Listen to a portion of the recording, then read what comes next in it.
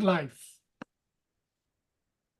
Hi, guys. Thanks for joining. This is Essence of Medicine. Today we're talking about brain fog. I'm Amanda Armagost. And I'm Dr. Abbasi for Essence. What an interesting topic. Tell me about what your thought were to choose this topic, Amanda. So, if I know you have a lot on your mind, so I don't know if you remember, but our last episode, I was having a little bit of brain fog. I forgot to introduce myself right when we first started. You wanted to talk about a few things. I was getting confused, getting lost. We had like a philosophical question, and you said something about the question. I completely had no idea what you were talking about. So now I wanted this episode to be a little bit about brain fog and like why we get it, what to do when you get it, things like that.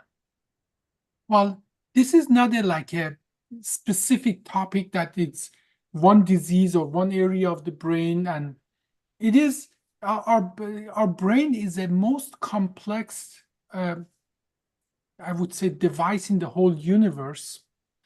And the function of our brain is based on us getting sensory. Like what I hear is a sensory. We have, how many senses do we have, Amanda? 5. Yeah, I would expect you saying 6, but 6. I was gonna say 6, but I know my audience, so. So, like, we see things. As a matter of fact, 80% of what we literally receive of sensory is our eyes, the most amount of the neuron that we receive. And even if you look at our optic nerve, is as thick as our spinal cord. In our spinal cord, the nerves go down and up. And the amount of the nerve that goes in one of the optic nerve is more than it's in our spinal cord going down. And that's all sensory. And we have 2 of that. We have 2 eyes. So 80% of our sensory is our eyes. Then our ears, obviously. Then we smell. That's the oldest sensory we have, smell. And taste. Taste and smell, even though there are different nerves, but more or less is chemical. Yeah, and aren't they pretty connected? Like if you lose your taste, you lose your smell. Well, and that is because our tongue has only 4 kind of quality measures. Everything else is actually our nose. That flavor that when you have a cold and your nose stuffed and you cannot smell things, everything is bland to you. When I had COVID, I lost my taste. Was that like a tongue thing or a nose thing? Nose thing, mostly Okay. nose thing, yeah. And then obviously our sensory, like how we feel, pressure, and so on, 5 senses, right? And then more or less with these 5 senses, we have input that bring the information to our brain. Now, the information are coming to our brain all the time. They get allocated a spot, and then our brain has a mechanism to check those spots that, like an input. And it checks it. Then when it checks it, it compare it to all our previous memories. And based on, like, imagine your hand says hot. Your brain actually, for certain things that are damaging, that happens even at your spinal cord level. But let's say this: you put your hands in a water. That sensory goes to your brain, and your brain compares all the memories you had about the times that your hands were in water. And if they were pleasant, then it gives you a pleasant signal back. But then that is one thing that we have to completely understand. Once your brain take the actual sensory from the outside world, bring to your brain, allocated them a spot that okay, pay attention to this, then it gets sent to your memory, then it comes back. What comes back from your memory banks is another sensory. That is what I would call sixth sensory. Our memory bank that takes everything from outside, compare it to whatever happened to us in the past, and then gives us an additional sensory that it gives us a sensory cozy. It gives us the sensory, or it gives us, if you had like a near drowning accident, it gives us the sensory back, danger, danger, danger. Mhm. Okay? And that what comes back from the sensory, yet it's another sensory that our body reacts to. Then that feeling, that information, yet again sent back to our memory. What else happens when we have that memory? You see, it's a very complex situation. Now, what are the important things here? Sensory or hippocampus, or where the sensory get allocated spot, right? And then it goes to our memory banks, which is all over our hemisphere. And then it comes back, and then it goes to what we call to our prefrontal cortex, where practically most of our decisions are made. And then it gets even more complex. There is part of our brain in the frontal cortex where we have all the social norms there. Like, we know that people who have a frontal brain damage, they cannot fit to social norms. They don't comply with social norms. Okay? And all the laws, rules that we have learned, all the how to behave and not to behave. Okay?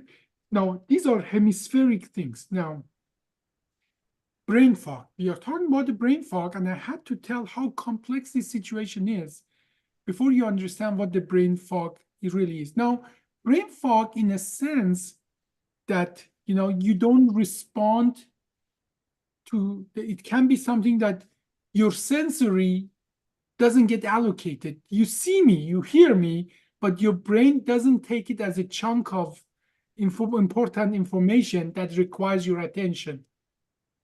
Yeah, And like I see you and sometimes I feel like maybe there was something I should have brought or should have done before seeing you. yeah, well, that is something that our brain does automatically. As a matter of fact, the cannabinoid are involved in that process that we actively ignore things. If you have more important things to do, see, our brain doesn't have that much memory for short-term memory.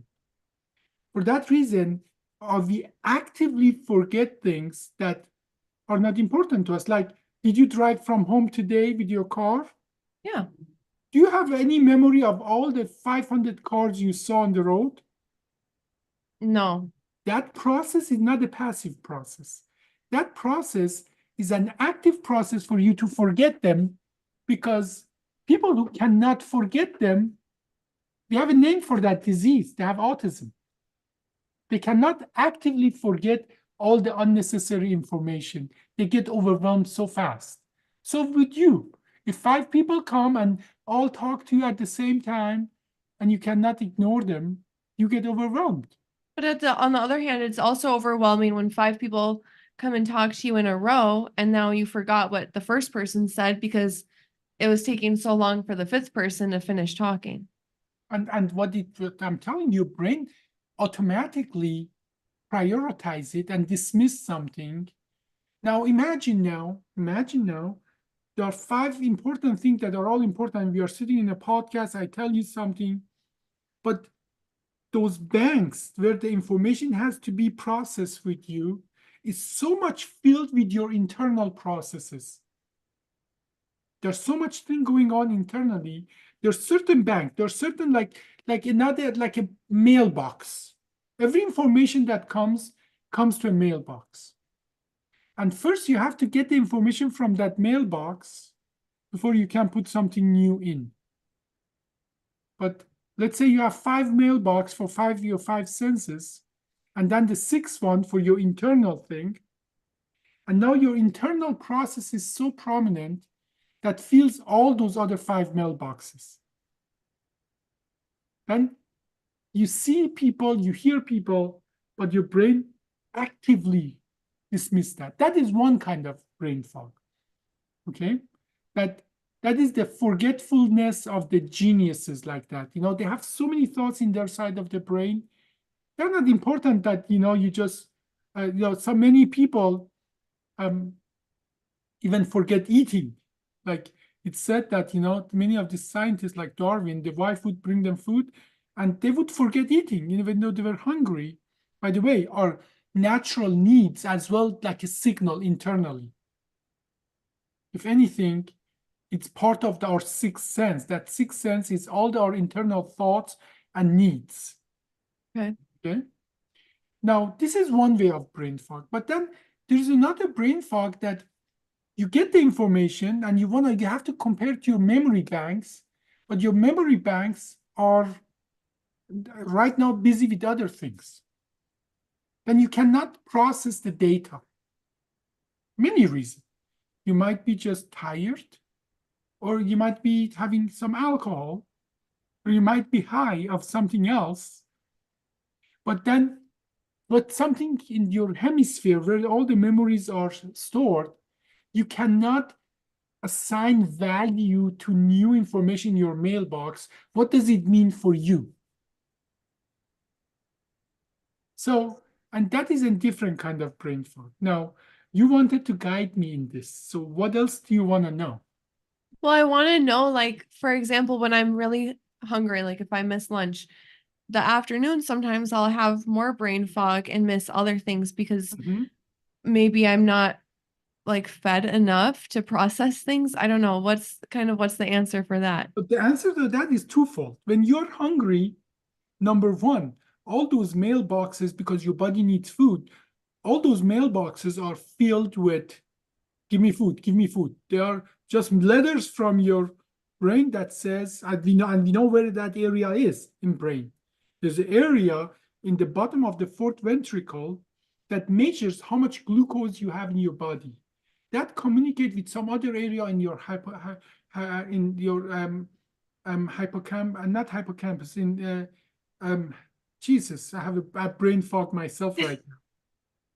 In the hypothalamus, in your hypothalamus, the ventromedial nucleus of the hypothalamus, and says, this is important. And that fills all your mailboxes with, I'm hungry, I'm hungry, I'm hungry. But then as well, when the glucose that goes down, that is the food for your brain.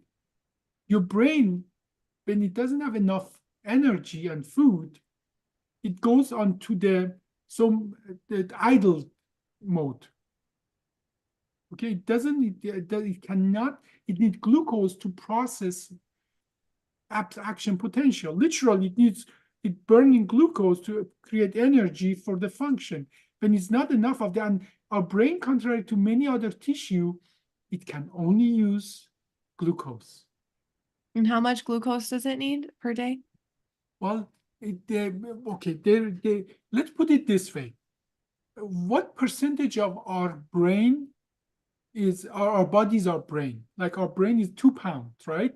But average person is what, 150 pounds, let's say, Sure. 140 to 160 pounds. Sure. 2 pounds of that is the brain. What do you think, what percentage of our energy goes to our brain? I think a lot. Like what? What percentage? Like 60, 70. Well, it's not 60, considering brain is just like 3-4% of our weight, right? Yeah, but it has to like tell the rest of the body what to do. Yeah. Well, Maybe 30. that is the whole idea that I think it's about 20. Let me look it up.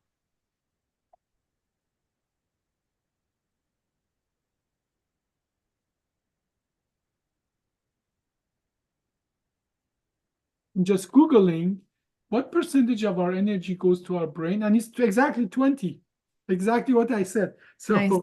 My intuition was right. Or maybe you studied the brain. Well, or maybe I'm a neurosurgeon. Yes. Yeah, maybe you're a neuro. Exactly. But again, it comes back that it is 2 to 4% of our body weight, depending on how much we weigh. But it requires 20% of our energy. So it is, and even if you're resting, it doesn't really change. If you think all day long, and if you don't think all day long, it requires the same amount of energy. Okay. Does focus and brain fog have any type of relationship? Yes, they do. So see, brain fog is practically you cannot process the information properly. Now, sometimes when there is something that you have to focus enough, that's important, you blend everything else out. It is not truly a brain fog in the sense that you are not processing data. You are processing data, but some data are so important that you're blending everything else out. That what you're processing might be a pilot, it's coming to land. It's just focusing on the landing strip and setting things right. You talk and talk and talk, you don't hear. They're just focused on doing the job, or a surgeon who's doing surgery. As a matter of fact, I have been accused that I'm not friendly in the OR, whereas I'm just concentrating to do a very technical job. Yeah. And other people are trying to prevent me of focusing on that job. Okay. And then they think I'm not paying attention to them. In truth, I'm paying attention 100% to the patient. Right. Okay? Yeah. I'm focused on the job. Whereas, and that can be something internally, like many of the philosophers, many of the theoretical physicists, they are in status. All their banks, all their focus is based on their internal thoughts. And then they're not like landing an airplane or doing a brain surgery, but they are doing something internally. For that reason, I totally believe that sixth sense exists. That sixth sense is our internal thoughts that come back from our memory banks, and they are dealt with exactly like external sensory. And there is something that I like to do, actually, this podcast with Monica Wells. And she's like you, some people have these intuitions, and some people have this super intuition, like they just feel when something's going to happen. Feel. It's not like feeling like this. It is feeling that their brain is telling them something is going to happen. Feel it in your stomach and in your chest. But I was wondering if I was actually going to talk about intuition and super intuition. Do you think that maybe, like, for example, I'm very intuitive, but I'm also very observant to my surroundings. Like, whenever someone is talking, I'm listening with my ears to what they're saying, but I'm paying attention with my eyes to what they're saying with their face and what everyone else is saying too. So I'm wondering if then I'm like Monica and I are kind of bringing in extra observations that other people might not be noticing, and then that helps us with our intuition because we have more like internal things to look. What am I like, stimulus? I don't know, internal stuff. Well, see, that this process is well known and scientifically researched, that our brain works like get information, combine it, and come up with solution to give us an advantage in life. And those people who have use more of brain power to put them in an advantageous situation have evolved over millions of years to become us. And even human now, somebody who doesn't read the room might get shot in the chest or go hungry, whereas somebody who reads the room, that's what you're describing. You read the room. Yeah, reading the room for sure. It gets advantage. It gets that advantage, give you more advantage in life. More advantage in life in nature generally translate in more offspringing, generally, and then those skills they accumulate. What that means is, like, imagine you're in a very complex situation. There are lots of nuances to that. Okay, your brain as a super intuitive person, and that goes further. We call them super forecasters. That has been researched. As a matter of fact, intelligent agencies like CIA, they specifically look for these super forecasters. These are people that look at different various information, and they get this piece of information and their brain combines it to what's going to happen. Hence, super forecaster. Like when you're driving a car, let me tell you, when you're driving a car, when you're looking at the street, you're seeing not the future, you're seeing the past. You're seeing how the street was a nanosecond ago, because you understand what you see is always the past. It takes light time to come to your eyes. But based on that, you calculate, your brain calculate what speed to drive, in what direction to drive, so you don't crash and die. You understand? Do you understand the concept that when you're driving, you get the information from the past, you process it, and then you calculate what direction, how to turn the wheel, with what speed, use the gas versus brake to prevent you dying. Because anytime you are in a car, you can die. Do you understand that concept? Yeah. Now imagine now, apply it to the rest of the life. You get this piece of information, your brain combines it together. Now, something like driving is easy. But imagine this is the fall of a stock market in one place and a small war going in another country. And then the price of a bread in a third country. Imagine that. The super forecasters, they can combine them and say there will be turmoil or market is going to go up and down. And they are way over statistical possibility correct. And now apply that to that human emotions, like there are these people who connect people. And I think you and Monica are some of them. You are able to put those nuances in the behavior of other people. And combine these different people together like a glue together. Okay, these are people that it is said that we have a name for that, and I think you are one of them. We call them super nodes. Oh, I thought you were gonna say a super connector. Well, super nodes or super connectors are exchangeably. It is said that the American Revolution happened because less than 3 dozen super nodes or super connectors. Who were there? These are people, they go from one community to another and connect them and spread the news. Gossip is part of it, okay? And you love gossip. I know We did a podcast on that, on why gossip is good. Yeah, well, to a certain point, obviously, but okay. Well, before you say that, gossip got a bad term because of men being insecure about women's communications and spreading knowledge. So that's a fact. It's not my opinion, but anyway, continue. So gossip is good. It's just been termed bad. Okay. So these super nodes are connecting communities together and spreading the knowledge about how bad British are and inciting violence about British. In truth, the British weren't actually that bad as these super the connectors pretend them to be.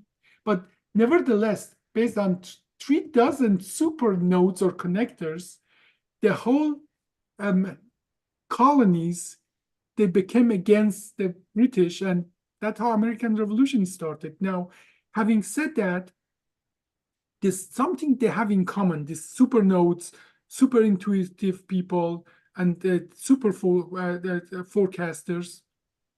It is that they can change their mind, that they're not bound on one thing, that they're not ideologically bound to one way. They're literally ideologically bound to anything. And they look for new information. They're not like getting their information just from the MSNBC or Fox. They get it from both. Yeah. Okay.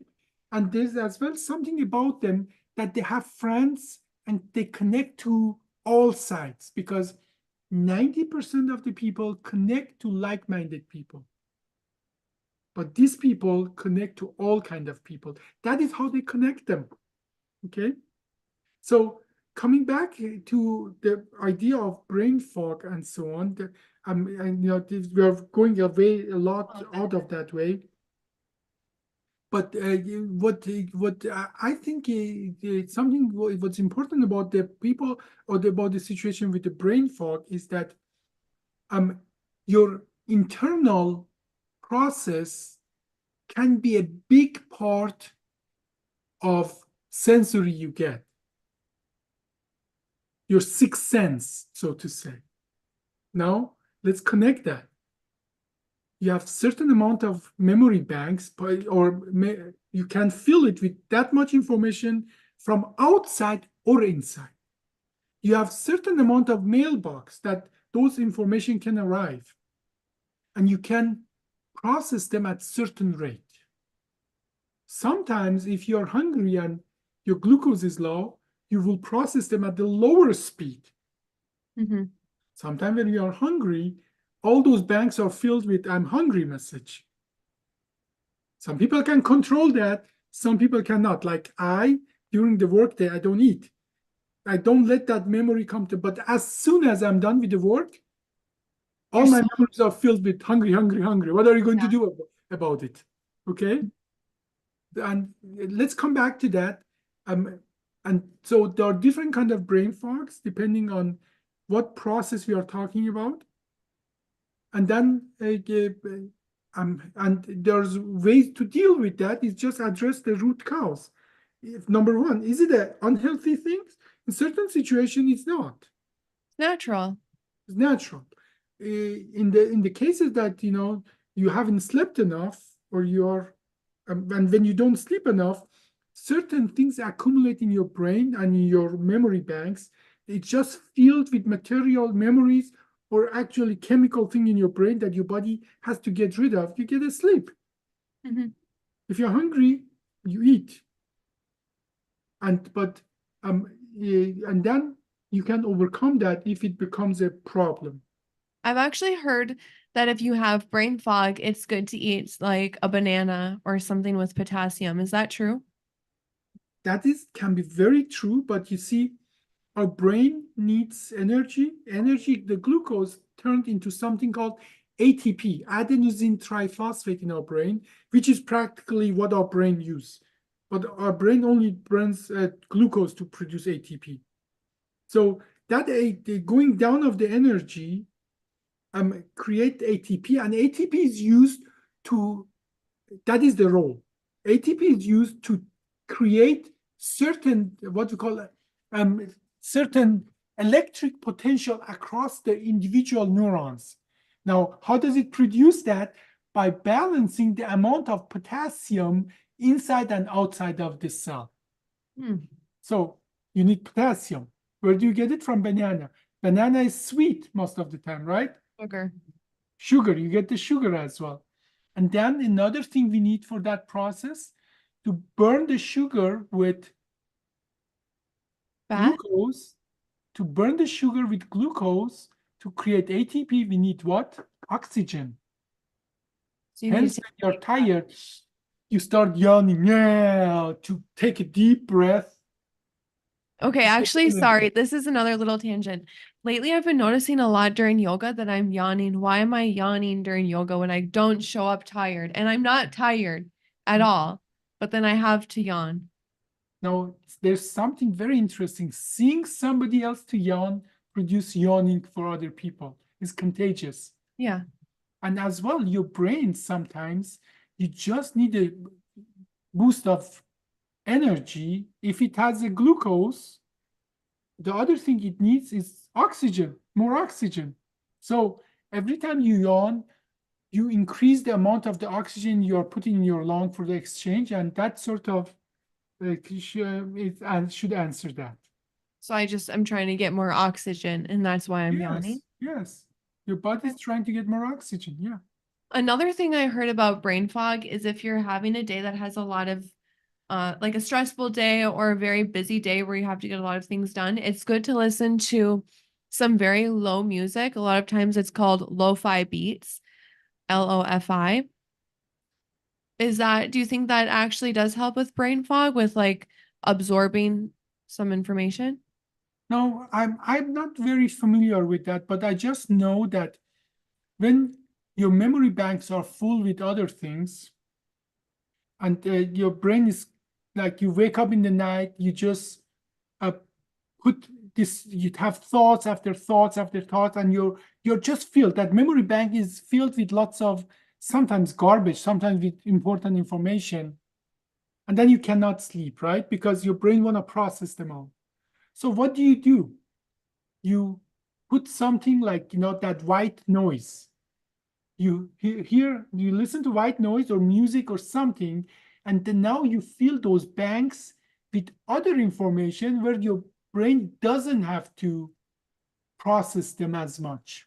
Okay, that makes sense. That sort of make it easier for you to reduce the load of the information your brain has to process. That helps you to relax, that helps you to meditate, that helps you to reduce your anxiety and so on. So you have certain amount of the memory bank. If you fill it with information that doesn't need much processing, like white noise or similar things, that's how meditation works. That reduces, because imagine you wake up in the night, all the trouble that you have to do, I know a lot about that. I woke up at 3 o'clock and had to go for 2 hours through things in my head. And then you just cannot sleep, you cannot relax, and that adds to your anxiety, to your stress, and so on. Now there's a learned way to reduce that by filling those banks with things that don't require too much brain action. Got it. Those are all my questions. Well, then let's call it a day. Thank you guys for watching. This was Essence of Medicine, and we talked about brain fog. I'm Amanda Armagost. And I'm Dr. Abbasi for Essence.